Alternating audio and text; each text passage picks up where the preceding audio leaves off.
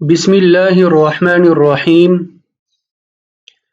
आज के सबक में हम जद्द सही यानी दादा के अहवाल पढ़ेंगे। जद्द सही ये भी ज़वील फ़ुरूज़ में से है। सबसे पहले ये याद रखें कि जद की दो किस्में हैं। नंबर एक जद्द सही यानी जिसका मैयत के साथ रिश्ता जोड़ने में मुअन्नस का वास्ता न आए, जिसे अबुल अब यानी दादा। तो दादा और मैयत के दरमियान बाप का वास्ता है जो कि मुअन्नस नहीं है, इस वजह से दादा जद्द सही है। नंबर दो जद्द फासिद जिसका मैयत के साथ रिश्ता जोड़ने में मुअन्नस का वास्ता आए, जिसे अबुल यानी नाना। तो नाना और मैयत के दरमियान माँ का वास्ता है और माँ मुअन्नस है, इस वजह से ये जद्द फासिद है। तो ज़वील फ़ुरूज़ में सिर्फ जद्द सही के अहवाल बयान किए जाएंगे यानी दादा के, और जद्द फासिद के अहवाल हम ज़वील अरहाम में पढ़ेंगे इंशाअल्लाह, यानी नाना के अहवाल ज़वील अरहाम में होंगे। तो दादा के चार अहवाल है। नंबर एक, दादा महजूब होगा यानी महरूम होगा उस सूरत में जब मैयत का बाप मौजूद हो। नंबर दो, अगर मैयत का बाप मौजूद ना हो तो बाप की जो तीन हालतें हैं वही तीन हालतें दादा की होंगी, यानी दादा को छठा हिस्सा मिलेगा जब मैयत की मुज़क्कर औलाद यानी बेटा पोता वगैरह हों, या मैयत की मुज़क्कर और मुअन्नस दोनों औलाद यानी बेटा और बेटी हों, तब भी ये छठा हिस्सा मिलेगा। और नंबर तीन, दादा को छठा हिस्सा भी मिलेगा और दादा आसबा भी होगा।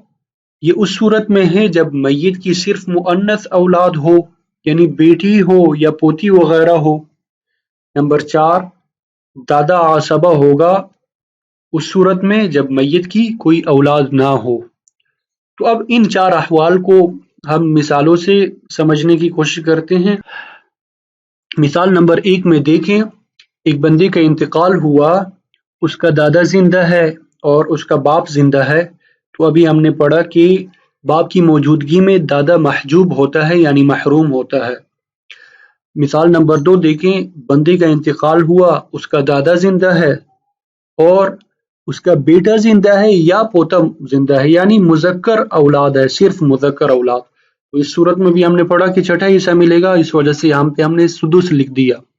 मिसाल नंबर तीन देखिए, एक बंदे का इंतकाल हुआ, उसका दादा जिंदा है, बेटा जिंदा है, बेटी जिंदा है। तो हमने पढ़ा कि अगर मैयत की मुज़क्कर और मुअन्नस दोनों औलाद हों तब भी दादा को छठा हिस्सा मिलता है, इस वजह से हमने यहाँ सुदुस लिखा है। मिसाल नंबर चार देखें, बंदे का इंतकाल हुआ, उसका दादा जिंदा है और बेटी जिंदा है। तो हमने अभी पढ़ा कि अगर सिर्फ मुअन्नस औलाद हो तो दादा जो है उसको छठा हिस्सा भी मिलेगा और आसबा भी होगा।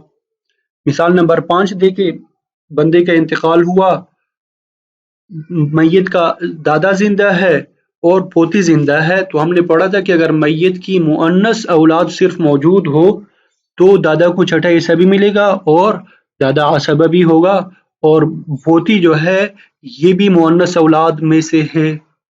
मिसाल नंबर 6 देखें, एक खातून का इंतकाल हुआ, उसका दादा जिंदा है और उसका शोहर जिंदा है।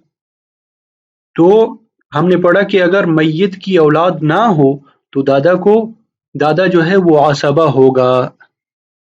इसी तरह दीगर मिसालें आप बनाकर उनकी इन अहवाल की प्रैक्टिस करें। दादा की सिर्फ यही चार अहवाल है, इनको आपने याद करना है। अलबत्ता मजीद इल्म में इजाफे के लिए चार कुछ मसाइल है जिनमें बाप और दादा में फ़र्क है, सिर्फ इल्म में इजाफे के लिए इनको भी देख लेते हैं। तो चार मसाइल ये हैं कि नंबर एक, बाप की मौजूदगी में उम्मुल अब यानी दादी साकित होती है, जबकि दादा की मौजूदगी में दादी साकित नहीं होती। इसकी तफसील दादी के अहवाल में मजीद मौजूद होगी, वहां देखेंगे इंशाअल्लाह। दूसरा मसला ये है कि जब मैयत के माँ बाप जिंदा हों और मियाँ बीवी में से कोई एक हो तो इस सूरत में माँ को सुलुस मा बकिया मिलेगा, यानी मियाँ बीवी में से किसी एक को उसका हिस्सा देने के बाद जो माल बाकी बचेगा उसका तिहाई यानी सुलुस बाप को दिया जाएगा। لیکن اگر باپ کی جگہ دادا موجود ہوں تو اس صورت میں ماں کو ثلث الکل ملے گا، یعنی کل مال کا ثلث دیا جائے گا، اور اس کی تفصیل ماں کے احوال میں مل جائے گی آپ کو۔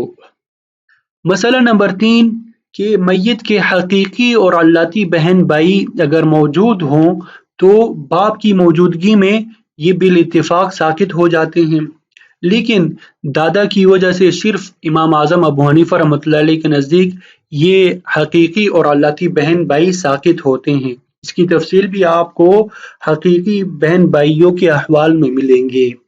اور چوتھا مسئلہ یہ ہے کہ اگر میت نے ورثہ میں مولا العتاقہ یعنی آزاد کرنے والے کا باپ اور بیٹا چھوڑا ہو تو امام ابو یوسف رحمۃ اللہ علیہ کے نزدیک باپ کو ولا کا سدس یعنی چھٹا حصہ ملے گا اور باقی مال بیٹے کو ملے گا، لیکن اگر باپ کی جگہ دادا ہو تو پورا ولا بیٹے کو ملے گا، دادا کو کچھ نہیں ملے گا۔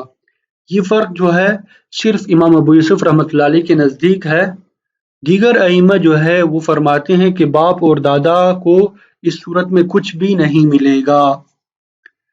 اب یہ لفظ ولا کیا ہے؟ یہ وہ میراث ہے جو غلام کی مدد یعنی آزاد کرنے کی وجہ سے ملتی ہے۔ اس کی تفصیلات عصبہ سببی میں آپ کو مل جائیں گے۔ اب دادا کی یہ جو احوال ہے ان کو عربی میں یاد کرنے کے لیے آسان سی عبارت، والجد الصحیح، جد صحیح جو ہے وهو الذي لا تدخل في نسبته الى المیت اور جد صحیح وہ ہے کہ جس کی نسبت میت کی طرف کرنے میں کا واسطہ نہ ہو، تو یہ جد صحیح ہے۔ وهو كالأب، اور یہ جد صحیح اب ہی کی طرح ہے، الا في 4 مسائل، سوائے 4 مسائل میں کہ ان دونوں میں فرق ہے۔ نمبر 1،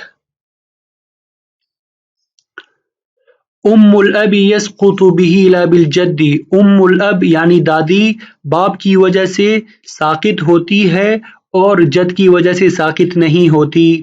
نمبر 2، وللام ثلث ما بقی عند الاب وثلث الکل عند الجد، اور کو یعنی ماں کو ثلث ما بقیہ ملتا ہے باپ کی موجودگی میں اور ثلث الکل ملتا ہے دادا کی موجودگی میں، تفصیل ماں کے احوال میں مل جائے گی۔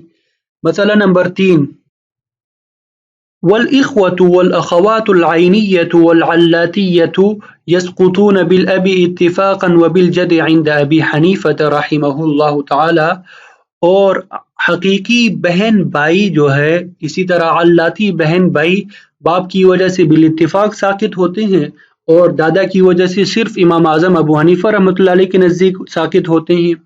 مسئلہ نمبر 4، والجد يسقط بابن المعتق بخلاف الاب، اور جد جو ہے دادا جو ہے ابن المعتق یعنی معتق آزاد کرنے والے کے بیٹی کی وجہ سے ساقط ہوتا ہے برخلاف اب کے، فإنه يأخذ سدس الولاء معه، کیونکہ باپ جو ہے وہ ولا کا چھٹا حصہ لیتا ہے ابن المعتق کے ساتھ۔